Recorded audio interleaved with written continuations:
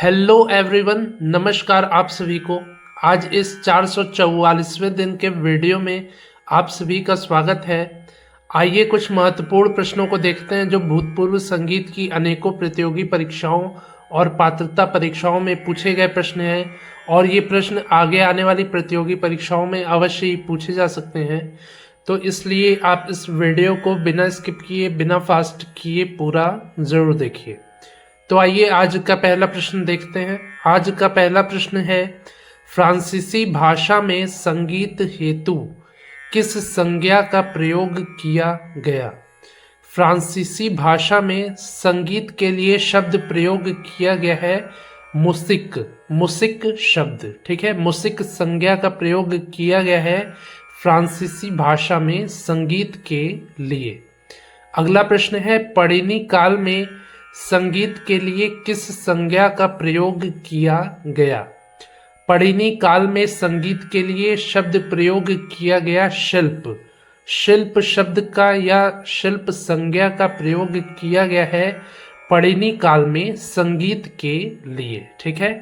अगला प्रश्न है, धार्मिक मतानुसार संगीत की उत्पत्ति का सही क्रम है?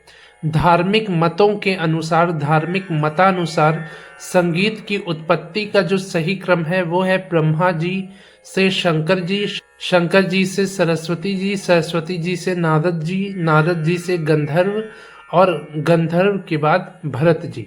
यानी कि ब्रह्मा जी ने सबसे पहले संगीत का ज्ञान शंकर जी को दिया, शंकर जी ने सरस्वती जी को दिया, सरस्वती जी ने नारद जी को दिया, इसके बाद नारद जी ने गंधर्व ऋषि मुनियों और किन्नरों को संगीत का ज्ञान दिया और गंधर्व ऋषि मुनियों ने भरत जी को संगीत का ज्ञान दिया था और भरत जी ने नाट्य शास्त्र ग्रंथ की रचना नाग युग में करके जन जन तक, आम आदमी तक संगीत को पहुंचाया है, ठीक है। तो धार्मिक मतों के अनुसार संगीत की उत्पत्ति का यही सही क्रम है कि ब्रह्मा जी से शंकर जी, शंकर जी से सरस्वती जी, सरस्वती जी से नारद जी, नारद जी से गंधर्व ऋषि मुनि और किन्नरों को दिया गया और इसके बाद गंधर्व ऋषि मुनि और किन्नरों से भरत जी को संगीत की उत्पत्ति का ज्ञान दिया गया, यानी कि संगीत का ज्ञान दिया गया। इसके बाद अगला प्रश्न है, 22 श्रुतियों का 22 नाड़ियों से संबंध स्थापित करने वाले विद्वान हैं? तो 7 स्वरों की 22 श्रुतियां होती हैं। 22 श्रुतियों को 22 नाड़ियों से संबंध स्थापित करने वाले विद्वान हैं अहोबल जी। पंडित अहोबल जी ने 22 श्रुतियों का संबंध 22 नाड़ियों से स्थापित किया है, बताया है, ठीक है। अगला प्रश्न है, संगीत गीत, वाद्य और नृत्य का समन्वय है, यह कथन है? संगीत, गीत, वाद्य और नृत्य का समन्वय है, यह कथन है कैलाश चंद्र देव बृहस्पति जी का। KCD बृहस्पति या कैलाश चंद्र देव बृहस्पति जी का यह कथन है कि संगीत, गीत, वाद्य और नृत्य का समन्वय है। यानी कि संगीत में गीत भी होता है, वाद्य भी बजते हैं, यानी कि वाद्य का भी समावेश होता है और नृत्य का भी समावेश, तीनों का समावेश संगीत कहलाता है। यह कथन है कैलाश चंद्र देव बृहस्पति जी का।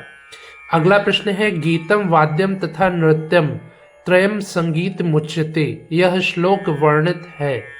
तो गीतम वाद्यम तथा नृत्यम त्रयम संगीत मुच्यते, यह श्लोक वर्णित है संगीत रत्नाकर ग्रंथ के प्रथम अध्याय के श्लोक संख्या 21 पर। शारंग देव जी के द्वारा रचित संगीत रत्नाकर ग्रंथ के प्रथम अध्याय के श्लोक संख्या 21 पर गीतम वाद्यम तथा नृत्यम त्रयम संगीत मुच्यते, यह श्लोक को वर्णित किया गया है शारंग देव जी के द्वारा संगीत रत्नाकर ग्रंथ के प्रथम अध्याय के श्लोक संख्या 21 पर। गीतम वाद्यम च नृत्यम त्रयम संगीत मुच्यते, यह श्लोक किस ग्रंथ में, किस विद्वान के द्वारा वर्णित किया गया है? इसका आंसर आप कमेंट में जरूर बताइए, ठीक है। इसके बाद अगला प्रश्न है, नाग युग में संगीत हेतु किस संज्ञा का प्रयोग किया गया? नाग युग में संगीत के लिए प्रयोग किया गया है गांधर्व संज्ञा का। गांधर्व शब्द का प्रयोग किया गया है नाग युग में संगीत के लिए, ठीक है।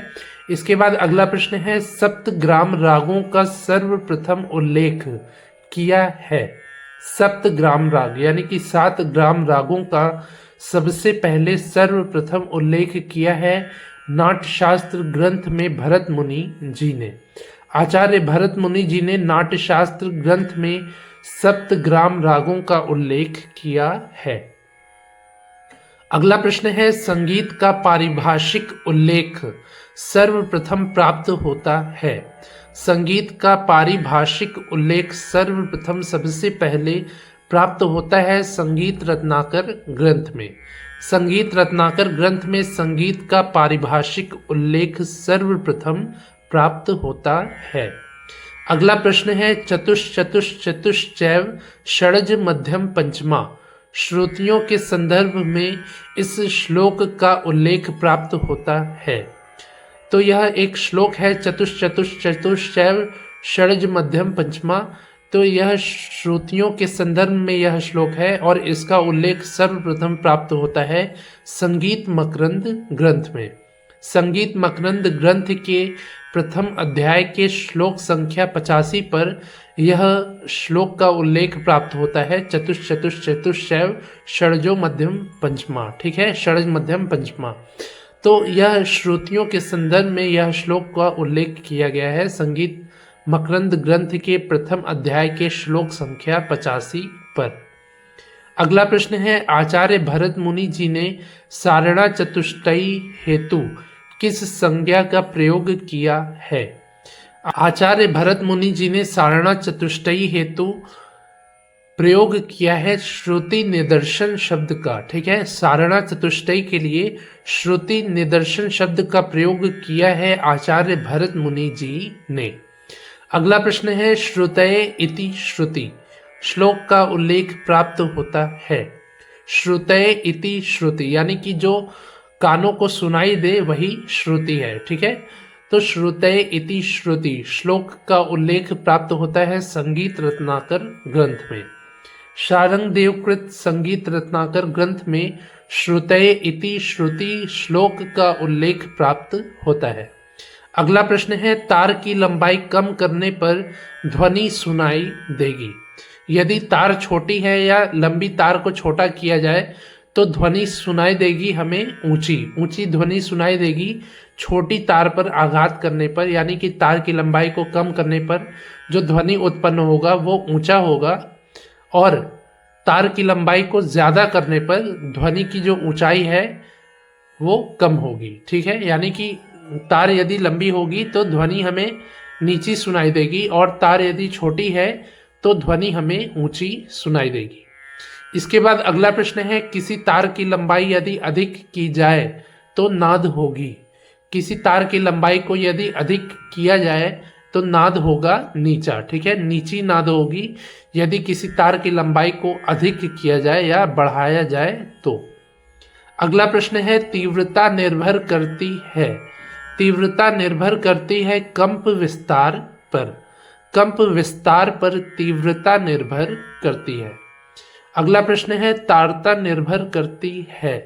तारता निर्भर करती है आंदोलन संख्या पर। आंदोलन संख्या पर तारता और कंप विस्तार पर तीव्रता निर्भर करती है। अगला प्रश्न है, कंप विस्तार के क्षेत्र पर निर्भर करता है। कंप विस्तार के क्षेत्र पर निर्भर करता है तीव्रता। तीव्रता निर्भर करती है कंप विस्तार पर या कंप विस्तार के क्षेत्र पर निर्भर करता है तीव्रता। ठीक है, अगला प्रश्न है, मैग्नीट्यूड शब्द से अभिप्राय है। मैग्नीट्यूड शब्द से अभिप्राय है तीव्रता। तीव्रता शब्द संबंधित है मैग्नीट्यूड शब्द से। अगला प्रश्न है, सूक्ष्म का संबंध है।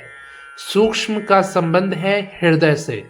हृदय भाग से, हृदय स्थान से सूक्ष्म का संबंध है।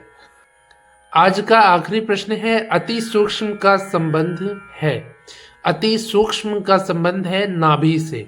नाभि से जो है ये अति सूक्ष्म का संबंध है और हृदय स्थान से सूक्ष्म का संबंध है। इसके अलावा व्यक्त, अव्यक्त और कृत्रिम का संबंध शरीर के किस स्थान से है, इसका आंसर आप कमेंट में ज़रूर बताइए। तो ये हो गए आज के 20 महत्वपूर्ण प्रश्न। मुझे उम्मीद है आपको ये प्रश्न अच्छे से समझ में आए होंगे। यदि समझ में आए हो तो आप इस वीडियो को लाइक करिए, ज़्यादा से ज़्यादा अपने दोस्तों से शेयर करिए। कुछ पूछना हो तो कमेंट करिए और मैंने जो भी प्रश्न पूछे हैं उसका निसंकोच आप उत्तर भी ज़रूर दीजिए। आज ये 444वें दिन का वीडियो है। इसके पहले मैंने 443 वीडियोज़ को बनाया है जिसके प्लेलिस्ट का लिंक नीचे डिस्क्रिप्शन में है। आने वाले प्रतियोगी परीक्षाओं की और भी बेहतर तैयारी करने के लिए आप पिछली सभी वीडियोस को डिस्क्रिप्शन में दिए गए प्लेलिस्ट के लिंक के माध्यम से अवश्य ही देख लीजिए, जिससे कि आपके आने वाले प्रतियोगी परीक्षाओं की और भी बेहतर तैयारी हो पाए। तो मिलते हैं ऐसे ही अगले 445वें दिन के वीडियो में। तब तक के लिए नमस्कार, धन्यवाद।